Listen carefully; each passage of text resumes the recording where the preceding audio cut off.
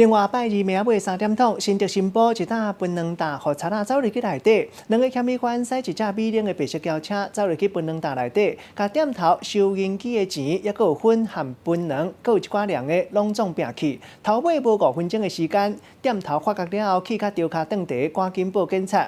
落尾警察进一步追查，这两个嫌疑犯不三时地做贼，短短一天内就掠到人，甲因依法送办。监视器翕到一个穿白色的外套、佮戴眼球帽的查甫人，行入去槟榔店店内，鬼鬼祟祟。刷落来，另外一个共党的嘛行入来，两个人开始四界敲，要偷摕值钱的物件。偷摕到了后，就随离开现场。老板他们一早来，发现那个门是打开的，然后知道遭窃了，然后就调监视器，后面等报警了。还偷些什么？钱和那个香烟那些吧。损失大不大？昨天的营业额。